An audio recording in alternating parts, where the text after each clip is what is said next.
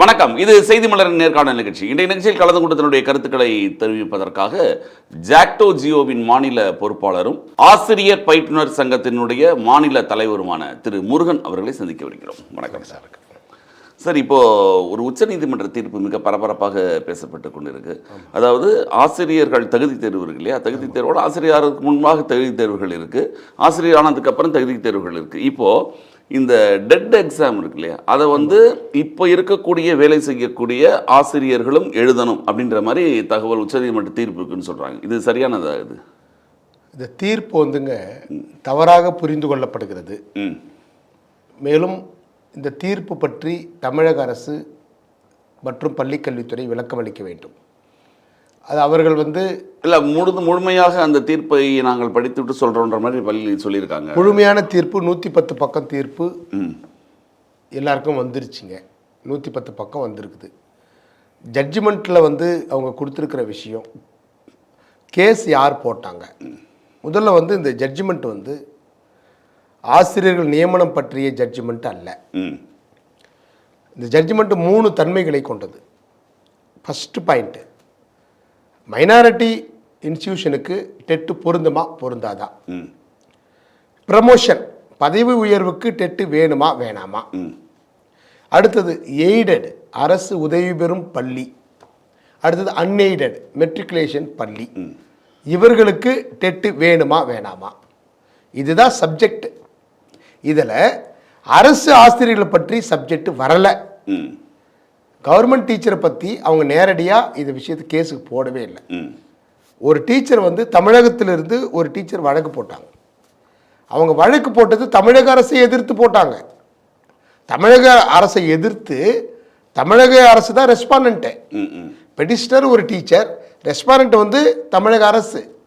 எங்களுக்கு இன்னும் பதவி. வழக்கோட சாராம்சம் என்ன? அந்த வழக்கு என்ன சொல்கிறாங்க அப்படின்னா, நாங்கள்லாம் ஆசிரியராக வேலை செய்கிறோம், எங்களுக்கு பதவி உயர்வு 20-25 வருஷமாக நீங்கள் கொடுக்கல, பதவி உயர்வு வழங்குங்க அப்படின்னு ஒரு ஆசிரியர் வழக்கு போட்டாங்க. உயர்நீதிமன்றத்தில் போட்டாங்க.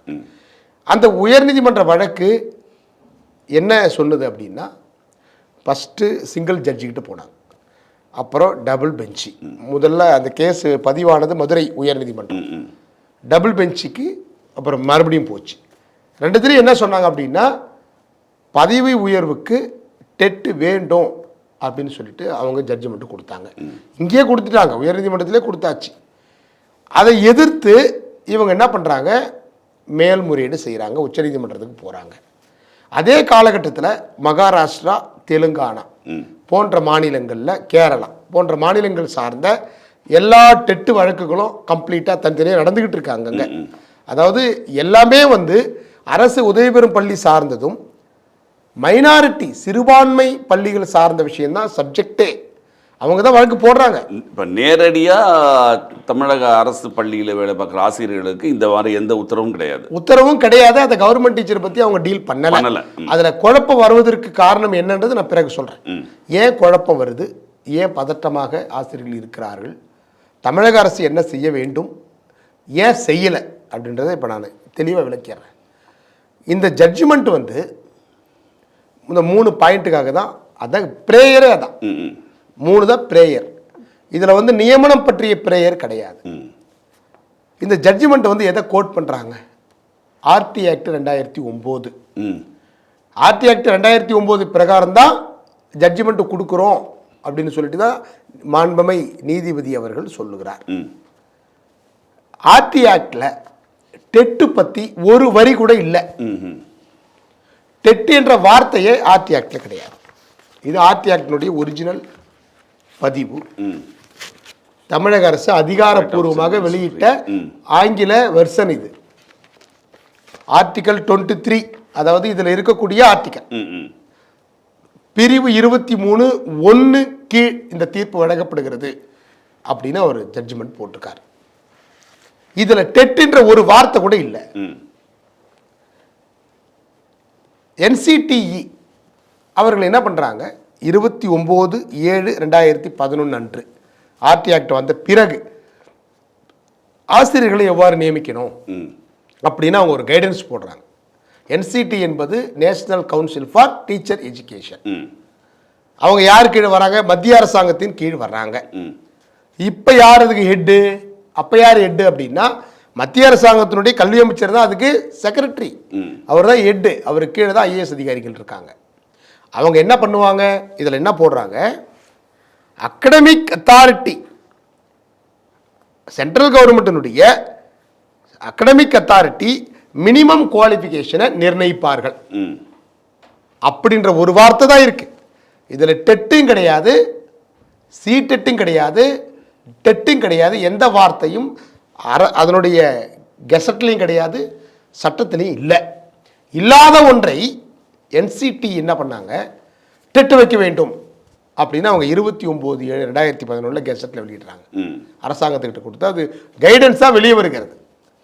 அந்த கைடன்ஸ் எல்லா மாநிலங்களும் டெட் வைக்கணும் அப்படின்னு அவங்க அனுப்புகிறாங்க. தமிழக அரசு ஏற்றுக்கொண்டது. அது ஏற்றுக்கொள்ள வேண்டிய அவசியமே இல்லை. ஏன்னா அது கைடன்ஸ் தான், சட்டம் அல்ல. சட்டத்தில் டெட் பற்றி சொல்லலை, கைடன்ஸில் தான் சொல்லியிருக்கிறாங்க. இவங்க மாநில அரசாங்கத்திற்கு ஏற்ற வகையில் ஒரு கைடன்ஸை உருவாக்கி ஆல்ரெடி டிஆர்பி நடத்திக்கிட்டு இருக்காங்க. ஆல்ரெடி நீங்கள் வந்து 2001 டிஆர்பி என்ற சிஸ்டம் நடந்து கொண்டிருக்கிறது. வெறும் எம்ப்ளாய்மெண்ட்ல இருந்து யாரை வந்து நியமிப்பது கிடையாது. எம்ப்ளாய்மெண்ட்ல வந்து 50% தான், மீது 50% நேரடி நியமன முறை தான் எல்லா துறைகளிலும் தமிழக அரசு 2001 முதல் பண்ணிக்கிட்டு இருக்காங்க. இல்லை, இப்போ இந்த டிஆர்பி நடத்துகிற தகுதி தேர்வு இருக்கு இல்லையா? தகுதி தேர்வு இருக்கு இல்லையா? இப்போ அந்த தகுதி தேர்வும் எழுதி இப்போ இவங்க சொல்ல வர்றது, நீங்க சொன்னீங்களா என்சிடி தெளிவா இரண்டு குழப்பம் வரிசையா சொல்லிட்டே வரேன். டிஆர்பி ஏற்கனவே நடந்திருக்கு. அம்மையார் அவர்கள் ஆட்சியில் இருக்கின்ற போது அவர்கள் என்ன பண்ணாங்க? சரி, நாங்கள் டெட் வைக்கிறோம் அப்படின்னு அரசாணை 181 ஜிஓ நம்பர் 181 அவங்க போட்டாங்க. ஜிஓ நம்பர் 181 என்ன சொன்னாங்க? இது தகுதி தேர்வு மட்டுமல்ல, நியமன தேர்வு. நாங்கள் வந்து ரெக்ரூட்மெண்ட்டே இதுக்கு வச்சுக்கிறோம் அப்படின்ட்டு டைரெக்டாக என்ன பண்ணாங்க? வச்சு அப்படியே போஸ்டிங் போட்டாங்க. தகுதி தேர்வில் நீங்கள் செலக்ட் ஆன உடனே நீங்கள் வேலைக்கு போட்டுறோம் அப்படின்னு சொல்லிட்டு யார் சொன்னது? அம்மையார் அவர்கள் அரசாணை போட்டு அதே போன்று 12,000 பேரை செலக்ட் பண்ணி நந்தனம் ஒய்எம்சிஏ கிரவுண்டில் பட்டமளிப்பு விழா நடந்தது. அதாவது அவங்களுக்கு போஸ்டிங் கொடுத்தாங்க. அந்த டியூட்டிக்கு நானும் தான் போயிருந்தேன், எனக்கு டியூட்டி போட்டிருந்தாங்க. 12,000 பேருக்கு நியமனம் கொடுத்தாச்சு. இது என்சிடி நாம்ஸை தமிழக அரசு பின்பற்றினாங்க. 2017ஆம் ஆண்டு அதே என்சிடி பிஜேபி அரசுக்கு வந்த பிறகு ஒரு நாம்ஸை வந்து ஆட் பண்ணாங்க. என்ன ஆட் பண்ணாங்கன்னா, டெட் என்பது தகுதி தேர்வு மட்டும் அல்ல, அது மினிமம் குவாலிஃபிகேஷன் அப்படின்னு போட்டாங்க ஒரு குண்டை. அப்போ எதுக்கு டீச்சர் ட்ரைனிங்? எதுக்கு பிஎட்? எதுக்கு எம்எட்? எதுக்கு டிகிரி? எதுக்கு 12th? சட்டத்தில் என்ன சொல்கிறாங்க? டீச்சர் ட்ரைனிங் படிச்சிருக்கணும், பிஎட் படிச்சிருக்கணும், படிச்சிருந்தா நீங்கள் வாத்தியார் ஆகலாம் அப்படின்னு இவங்க சொல்கிறாங்க. அதே என்சிடி தான் சொன்னது, டீச்சர் ட்ரைனிங் வைங்க, இன்ஸ்டியூஷன் இல்லைன்னா அதிகமான இன்ஸ்டியூஷன் நீங்கள் வந்து வைங்க, அதிகமான பிஎட் காலேஜ் தொடங்குங்கன்னு சொன்ன பிறகு தான் தமிழ்நாடு முழுக்க டீச்சர் ட்ரைனிங்கும் பிஎட்டும் பெருக்கெடுத்து ஓடினேன். அது நீங்கள் தானே சொன்னீங்க. இதே உச்சநீதிமன்றம் 2008ஆம் ஆண்டு வழிகாட்டுதல் பண்ணது, எம்ப்ளாய்மெண்ட்ல நீங்கள் நியமித்துக் கொள்ளுங்கள் என்று சொன்னதும் இதே சுப்ரீம் கோர்ட் தான் சொன்னது. அப்போ இத்தனை காலம், அதாவது 2011க்கு முன்பு 2017க்கு முன்பு, இந்த 2 நாம்ஸ் வருவதற்கு முன்பு தமிழக அரசு பின்பற்றி கொண்டு தான் இருந்தாங்க. 2017 ஒரு அமெண்ட்மெண்ட் கொண்டு வந்தாங்க. இது வந்து மினிமம் குவாலிஃபிகேஷனாக சேர்த்துக்குங்க, பிஎட் இன் அடிஷன் டெட். இது வந்து பேசிக் ஆக்கிட்டாங்க, அடிப்படை கல்வி தகுதியை மாற்றினாங்க. ரைட்டு, அப்பயே இது பிரச்சனை வரல. எப்போ பிரச்சனை வந்தது?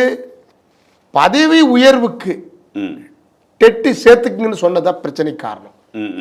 ப்ரமோஷனுக்கு டெட்டை ஏற்றுக்கொள்ளுங்கள் என்று என்றைக்கு என்சிடி போட்டதோ அன்றைக்கே பிரச்சனை ஆரம்பித்தது. இப்போ பதவி உயர்வு பண்ணி ஒரு 15 வருஷம் ஒருத்தர் பண்ணியிருக்காங்க, பதவி உயர்வு கேட்குறாங்க அப்படின்னா அந்த இடத்துல திருப்பி எக்ஸாம் எழுத சொல்கிறாங்களா? இப்போ அதுதாங்க பிரச்சனை. இப்போ அதுதான் குழப்பத்திற்கு காரணம். அதான் நீங்கள் இப்போ பேசிக்காக சொன்னீங்க இல்லையா, பேசிக் அடிப்படை குவாலிஃபிகேஷன் சொல்லிட்டு, அப்போ டெட் எழுது, அதில் ஒன்றும் பிரச்சனை கிடையாது உங்களுக்கு. ஏன் அப்படின்னா நீங்கள் பிஎட் முடிச்சு வந்தாலுமே ஒரு குவாலிஃபிகேஷன் ஒரு, அதாவது மற்ற துறைகள் போல் கிடையாது கல்வித்துறை இல்லையா. எங்கள் அடிப்படை எல்லாரையும் உருவாக்குறதே கல்வி தான், கல்வித்துறை ஆசிரியர்கள் தான் முழு காரணம். அப்படிங்கும் பொழுது அந்த ஆசிரியர்களுக்கு ஒரு தகுதி அப்படி தேவை அப்படிங்கிறது சரிதானே? அதாவதுங்க என்சிடி வந்து முதல்ல தப்பு பண்ணாங்க. என்சிடியே வந்து ஆர்டி 2009 முரணாக அவர்கள் கைடன்ஸ் வெளியிட்டாங்க. நீங்கள் டெட்டை அடிப்படை குவாலிஃபிகேஷன் சொன்னதே தப்பு. எங்கே இதில் சொல்லியிருக்கிறாங்க? மினிமம் குவாலிஃபிகேஷன் முடிக்காமல் பீகாரில், ராஜஸ்தானில், உத்தரப்பிரதேசத்தில், மத்திய பிரதேசத்தில் வெறும் 12th படிச்சுட்டு 10ஆம் வகுப்பு படிச்சுட்டு வாத்தியாராக இருக்கிறான். அவனை தயவுசெய்து மினிமம் குவாலிஃபிகேஷன் பண்ணுறதுக்கு ஒரு 5 வருடம் அவனுக்கு நீங்கள் வந்து டைம் கொடுங்க. Within a period of 5 years. எதுக்கு? அவன் டீச்சர் ட்ரைனிங் முடிக்கிறதுக்கு வாய்ப்பு கொடுங்கன்னு தான் அவங்க சொன்னாங்க. அவன் பிஎட் முடிக்கிறதுக்கு ஒரு 5 ஆண்டுகள் வாய்ப்பு கொடுங்கன்னு அவங்க சொன்னாங்க.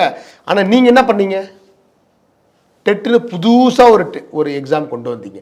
அதுவே சட்டத்துக்கு புறம்பு, அகைன்ஸ்ட் த லா.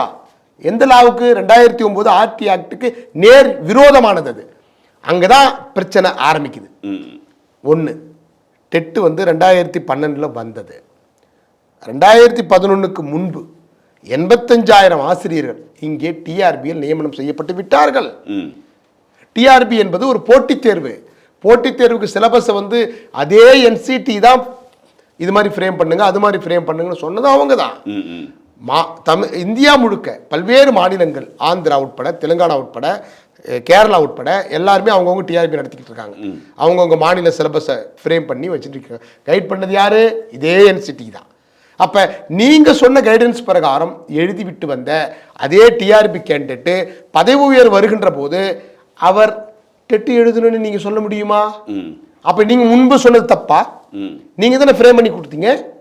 அதே இது டிஆர்பி என்பது கான்ஸ்டியூஷன் பாடி. இந்திய அரசியலமைப்பு உருவாகின்ற போதே ஒவ்வொரு மாநிலமும், அது இன்னும் கேட்டிங்கன்னா ஆங்கிலேயர் காலத்திலிருந்தே இருக்கு. 1835 இந்த போர்டு இருக்கு. அந்த போர்டு அப்போ இருந்தே பின்பற்றி வருகிறார்கள். ஐஏஎஸ் செலக்ட் பண்ணும்போது நீங்கள் என்ன போர்டு வச்சுருக்கீங்க? யூபிஎஸ்சி வச்சுருக்கீங்க. ஐஏஎஸ் செலக்ட் பண்ணும்போது என்ன வச்சுருந்தீங்க அப்போ ஆங்கிலேயர்கள் காலத்தில்? அது மாதிரி ஆசிரியர்களை நியமிப்பதற்கும் பணியாளர்களை நியமிப்பதற்கும் டிஎன்பிஎஸ்சி என்கின்ற போர்டு வந்து ஆங்கிலேயர் காலத்தில் இருந்து இருந்தது. அப்புறம் டிஆர்பி அதனுடைய வழியாக வருகிறது டிஆர்பி.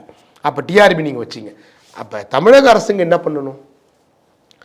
ஜட்ஜ்மெண்ட்டு அப்படி வந்திருக்குது. ஜட்ஜ்மெண்ட்டை கடைசி முதல்ல முன்னுரையில் ஆரம்பிக்கும் போது நீதிபதி அவர்கள் சப்ஜெக்ட் இது 3 தான் சொல்லிட்டார். இதில் அரசு ஆசிரியர் எங்கே வர்றாங்க? அரசு நியமனம் பற்றி எங்கே வருது? இதில் கேள்வி. மைனாரிட்டி ஒரு கேள்வி, அன்எய்டட் ஒரு கேள்வி, ப்ரமோஷன். இதில் கவர்மெண்ட் டீச்சர் பற்றி எங்கே வருது? அப்படியே இவங்க டிஆர்பி கேண்டிடேட் பத்தி இதுல கேள்வி எங்க வருகிறது? இல்ல அதுதான் கேக்குறேன். அப்ப எப்படி தவறாக புரிஞ்சு? டிஆர்பி எக்ஸாம் எழுதுனவங்க டெட் எழுதணும் இதுல இருக்கா? அதே போன்று 29/7/2011 முன்பு பின்பு இந்த கிளாரிபிகேஷன் ஜட்ஜ்மெண்ட்ல இருக்கா? கிளாரிபிகேஷன் கொடுக்க வேண்டியது யாரு? தமிழக அரசு கொடுக்கணும். தமிழக அரசு இன்னும் கிளாரிபிகேஷன் கொடுக்கல. ஒரு மீட்டிங் ஒன்று போட்டாங்க. நாங்கள் என்ன சொல்கிறோம்? மேல்முறையீடு போடுவதற்கோ அல்லது நீங்கள் வந்து வேறு உதவி செய்வதற்கோ நீங்கள் முயற்சிங்க, நாங்கள் அதை வரவேற்கிறோம், நாங்கள் தப்பு சொல்லலை. ஒரு அரசு அதை மட்டும்தான் பண்ண முடியுமா? அதாவது அகடமிக் அத்தாரிட்டி தான் என்சிடி. அவங்க வந்து அரசு ஊழியர்களுக்கு அத்தாரிட்டி அவங்க இல்லை. சிலபஸ் எப்படி ஃப்ரேம் பண்ணணும், அவங்க கல்வி தகுதி எப்படி நிர்ணயம் செய்ய வேண்டும் என்று தான் என்சிடி சொல்ல முடியும். ஆர்டி ஆக்டில் அதான் இருக்கு. Only academic authority. அவங்க கல்விக்கு வந்து அத்தாரிட்டி. அது யார் சொல்லி கொடுக்குறானோ அவனுக்கு அத்தாரிட்டி அவங்க அல்ல. அது யாருது? மாநில அரசாங்கத்தினுடைய ஊழியர்கள். நாங்கள் யாருடைய ஊழியர்கள்? தமிழ்நாடு அரசின் ஊழியர்கள். ஊழியர்களுக்கு கல்வி தகுதி அவங்க நிர்ணயிச்சிட்டாங்க. ரைட்டு.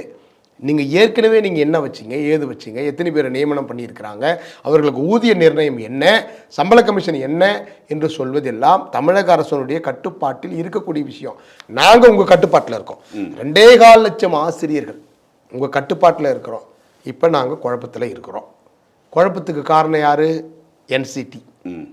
முதல்ல ஆரம்பித்தது என்சிடி தான். அந்த என்சிடியினுடைய ஃப்ரேம் ஒர்க்கை இவங்க கோட் பண்ணி ஜட்ஜ்மெண்ட்டில் கொண்டு வராரு. கொண்டு வந்துட்டு ஜட்ஜ்மெண்ட்டினுடைய கடைசி 3 பேராகிராஃப் 213, 214, 215 பேராகிராஃப் வருது. அந்த பேராகிராஃபில் ஜட்ஜ்மெண்ட் முடிக்கிறார். என்ன முடிக்கிறாருன்னா, உச்சநீதிமன்றத்தினுடைய சிறப்பதிகாரம் 142 பயன்படுத்தி 55 வயசு மேலே இருக்கிறவங்க எழுத வேண்டாம். அதுக்குள்ளே இருக்கிறவங்கெல்லாம் வந்து மாநில அரசாங்கம் நீங்கள் வந்து 2 வருஷத்தில் டெட்டு வச்சு அவங்கள பாஸ் பண்ணி வைங்க அப்படின்னு கடைசி 3 பேர் அதான் ஆர்டர்.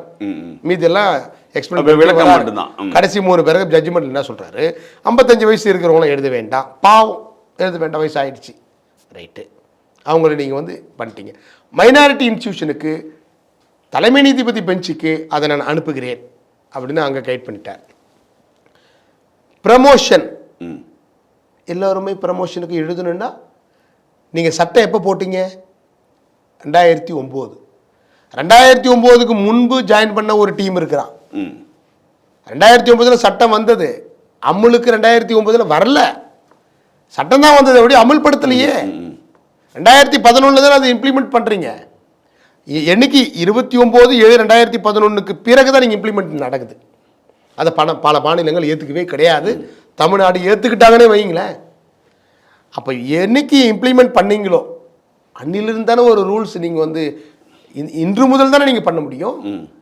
ஒருத்த வந்து 1ஆம் தேதி கொலை பண்ணான், 2ஆம் தேதி கொலை பண்ணவனுக்கு என்ன தண்டனை 2ஆம் தேதி வந்தால் 1ஆம் தேதி கொலை பண்ணவனுக்கு இது செல்லாது. இது சட்டம், இந்திய அரசியலமைப்பினுடைய பேசிக்கு தான். நானும் லா படிச்சிருக்கிறேன். நீங்கள் என்ன பண்ணுறீங்க, 2011 ஃப்ரேம் ஒர்க் பண்ணிவிட்டு 1995 பாஸ் பண்ணிட்டு வேலையில் இருக்கான் பாருங்க, அவனை பற்றி நீங்கள் பேசக்கூடாது. இது கான்ஸ்டியூஷனுக்கு எதிரான. என்ன சொல்றீங்கன்னா தீர்ப்பு 2009க்கு அப்புறம் பண்றவங்க சேர்ந்தவங்க மட்டும்தான் இல்லையா? 2009க்கு சட்டம் போட்டீங்க, அமுல் வந்தது என்னைக்கு? 29/7/2011 ஃப்ரேம் ஒர்க் வருது. ஃப்ரேம் ஒர்க்குக்கு பிறகு தானே வரணும். 2011க்கு பிறகு 2012 2011 இடைப்பட்ட காலத்தில் தமிழ்நாட்டில் நியமனம் செய்யப்பட்டவங்களுக்கு 1200 பேர் தான். இந்த பிரச்சனைக்கு உட்பட்டவர்கள் அந்த அவளுக்கு மட்டும்தான், வெறும் 1200 பேர் தான். அதுல அவங்க அந்த 55 வயதுக்கு மேல இருப்பாங்க, அதுல வேற இருப்பாங்க. அதுல எப்படி ஒரு 200-300 பேர் போயிடுவான், ஒரு 800 பேர் பாதிப்பா. அவனுக்கு நீங்க சிறப்பு டெட்டு வைங்க, ஸ்பெஷல் டெட்டு. கண் பார்வையற்றவர்களுக்கு சிறப்பு டெட்டு வச்சாங்க, அது மாதிரி வச்சுட்டு போங்க. அது இல்லாம எல்லாருமே சொல்றாங்க சிறப்பு டெட்டு வைங்க, சிறப்பு டெட்டு வைங்க, எல்லாருக்கும் வைங்கன்னு. இது என்னது இது? சுனாமி வரும்போது, அதாவது இந்த நம்ம நோய் வந்துச்சு கொரோனா வரும்போது எல்லாருமே மாஸ்க் போட்டுக்கிட்டாங்க. அது மாதிரி எல்லாருமே வந்து அரசியல் மிக தெளிந்த அரசியல்வாதிகள் கூட அவங்க என்ன சொல்கிறாங்கன்னா சிறப்பு டெட் வைங்க. எதுக்கு வைக்கணும்? 29/7/2011 முன்பு எல்லாருமே ஜாயின் பண்ணிட்டான். இல்ல நீங்க 1200 பேர் தானே சொல்றீங்க? வெறும் 1200 பேர். அதுல நீங்க சொல்ற மாதிரி 55 வயசுக்கு மேற்பட்ட 300 பேர், அப்ப 800 பேர். இல்ல அப்ப என்ன கேள்வினா, இப்ப அந்த பாதிக்கப்பட பிறந்த 800 பேருக்காக தான் நீங்க எல்லாரும் பேசுறீங்களான்னு கேக்குறேன். ஏன்னா அதுக்கப்புறம் வந்து அவங்க எழுதானே போறாங்க. அதாவது ஜட்ஜ்மெண்ட் தெளிவு, டேட் தெளிவு, ஆக்ட், இந்த கிளாரிட்டி பிரகாரம் நீங்கள் தெளிவாக பார்த்தீங்கன்னா 800 பேர் தான் இருக்கிறான். 800 பேருக்கு நீங்கள் சிறப்பு டெட்டு வைக்கிறீங்களா வைக்க மாட்டீங்களா? அது தனி கேஸ் ஒன்று ஓடிட்டு இருக்கு. அவங்கெல்லாம் சேர்ந்து ஒரு வழக்கு நடத்திக்கிட்டு இருக்காங்க. சென்னையில் அந்த கேஸ் நடந்துக்கிட்டு இருக்கு. அது தனி கேஸ், அது 4 வருஷமாக போயிட்டு இருக்கு. அவங்களுக்கு டைம் இன்க்ரீஸ் பண்ணிக்கிட்டே போகிறாங்க. இன்னும் நீங்கள் 2 வருஷத்தில் பாஸ் பண்ணிவிட்டுங்க, 3 வருஷத்தில் பாஸ் பண்ணிவிட்டுங்க. அதில் பெரும்பான்மையானவர்கள் அரசு உதவி பெறும் பள்ளி ஆசிரியர்கள், ஒரு சிலர் எம்ப்ளாய்மெண்ட்டில் வந்தவங்க கவர்மெண்ட்டு டீச்சராக இருக்கிறாங்க. அவங்களுக்கு நீங்கள் சலுகை கொடுங்க. இது தமிழக அரசுடைய கண்ட்ரோலில் தான் இருக்குது. அந்த 800 பேருக்கு உங்களால் வழி செய்ய முடியாதா? அப்படி இல்லாமல் என்ன நடக்குதுங்க தமிழ்நாட்டில்? 2.25 லட்சம் ஆசிரியர்களை பாதிச்சுட்டாங்க. எல்லாருமே போச்சு, எல்லா வீட்டுக்கு தான் போகணும். அதே நீதிபதி சொல்லியிருக்கிறார், 52 வயசு ஒருத்தருக்கு இருக்குது, 50 வயசு ஒருத்தருக்கு இருக்குது. அவருக்கு என்ன பண்ணணுன்னா, நீங்கள் 2 வருஷம் டைம் கொடுக்குறீங்க, அவர் பாஸ் பண்ணலைன்னா அவர் வீட்டுக்கு செல்ல வேண்டும் அப்படின்னு அவர் சொல்கிறார். சரி, உத்தரப்பிரதேசத்தில் டிஆர்பி இருக்கா? மத்திய பிரதேசத்தில் டிஆர்பி இருக்கா? பீகாரில் டிஆர்பி இருக்கா? அவன் 12வது படிச்சுட்டு வாத்தியாராக இருக்கான், 10வது படிச்சுட்டு வாத்தியாராக இருக்கான். அவங்களுக்கு நீங்கள் என்ன சொல்கிறீங்க, எங்களுக்கு என்ன சொல்கிறீங்க? தமிழ்நாடு நீங்கள் மீன் பண்ணீங்களா? தமிழ்நாட்டில் இருக்கக்கூடிய ஆசிரியர்கள் இன்னொரு கொடுமை கேட்டிங்கன்னா, அதில் 2வது பாயிண்டில் ஜட்ஜ்மெண்ட்டில் சொல்லியிருக்கக்கூடிய பாயிண்டில் எல்லா மெட்ரிகுலேஷன் பள்ளி ஆசிரியர்களுக்கும் டெட்டு என்பது அடிப்படை தகுதின்னு சொல்லியிருக்கிறாங்க. அப்படின்னு நீங்கள் பார்த்தீங்கன்னா ஒரே மெட்ரிகுலேஷன் இருக்கக்கூடிய ஒரு ஆசிரியர் கூட தகுதி பெற்றவர்கள் இல்லை. அப்போ எல்லாரும் வீட்டுக்கு அனுப்பிச்சிடலாமா? தமிழகத்தில் இருக்கக்கூடிய 20,000க்கு மேற்பட்ட மெட்ரிகுலேஷன் ஸ்கூலில் முடியலாமா? யாருமே டெட்டு எழுதவும் இல்லை, அவங்க பாஸ் பண்ணவும் இல்லை. அவங்க கல்வி தகுதியோடு இல்லையா, மெட்ரிகுலேஷன் ஸ்கூலுக்காரங்களுக்கும் இது பொருந்தும் அப்படின்னு அவங்க சொல்கிறாங்க. ரைட்டு, அவங்களுக்கு நீங்கள் உடனடியாக நீங்கள் இம்ப்ளிமெண்ட் பண்ண முடியுமா, அவங்களுக்கு நீங்கள் கண்ட்ரோல் தான் பண்ண முடியுமா? இதில் யார் ஏமாந்தவங்க? அரசு பள்ளியிலே பணியாற்றக்கூடிய ஆசிரியர்கள். அவங்கள போட்டு எல்லாம் உருட்டுறாங்க. என்ன உருட்டுறாங்க? அவங்க தான் அவ்வளோ சம்பளம் வாங்குறாங்களா, அவங்க டெட்டு எழுத மாட்டாங்களா? ஏன் எழுதணும்? ஏற்கனவே ஒரு தேர்வில் வந்தவர்கள், தமிழக அரசினுடைய நாம்ஸ் அண்ட் ரெகுலேஷன் இல்ல அவங்க அவ்வளோ குவாலிஃபிகேஷன் இருக்கும்போது அவங்க எழுதுறதுல என்ன தப்பு? இதில் ஒரு கேள்வி வரும்ல. அதாவதுங்க, நான் நல்லாவே படிச்சிருக்கேன். இப்போ எனக்கு அடிப்படை தகுதின்னு ஒன்று படிச்சிருக்கேன். நான் எதையும் ஃபேஸ் பண்ணக்கூடிய தைரியம் இருக்குது, நான் நல்லா படித்ததுனால. அதில் என்ன தப்பு? ஒருத்தர் ஐஏஎஸ் அதிகாரியாக 25 வருஷம் வேலை செய்துட்டார்.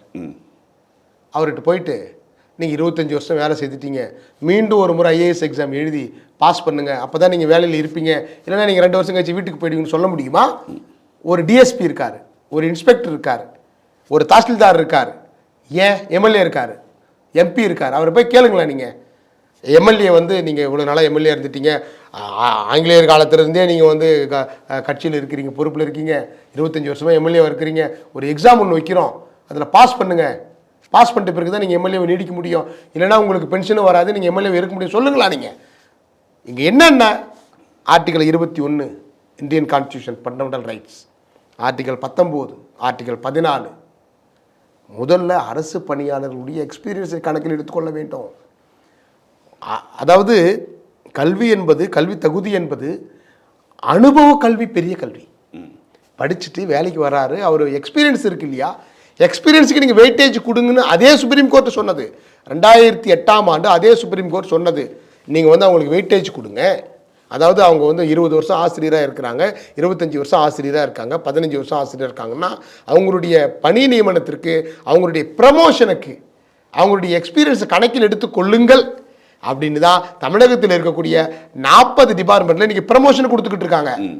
நீங்கள் எல்லாருக்குமே தேர்வு வைங்கன்னு சொன்னால் ப்ரமோஷன் என்பதே இங்கே நடக்கல. இப்போ இறுதியாக வருதுன்னா, இப்போ சுப்ரீம் கோர்ட்டுடைய தீர்ப்புடைய சாராம்சத்தின்படி தமிழக அரசு பள்ளியில் இருக்கக்கூடிய ஆசிரியர்களுக்கு அதை பற்றி அவர்கள் பேசவில்லை இல்லையா? பேசல, அது கிடையாது. ஆனால் தமிழக அரசு விளக்கம் அளிக்கணும். இந்த விளக்கம் அளித்ததுக்கு பின்பு தான் முழுதாக தெரியும். ஆனா இந்த தீர்ப்போட சாராம்சம் படி தமிழக அரசு ஆசிரியர்களுக்கு இது கிடையாது. கவர்மெண்ட் டீச்சர் அதுல ஒரு வரி கூட போடல. மைனாரிட்டி, அப்ப இருக்கக்கூடிய மைனாரிட்டி, நான் மைனாரிட்டி, மெட்ரிகுலேஷன், அது மட்டும் தான். அப்ப இருக்கக்கூடிய ஆசிரியர்கள் அவர்கள் வந்து இந்த தீர்ப்புக்கு பார்த்து பயப்பட தேவையில்லை. பயப்பட தேவையில்லை.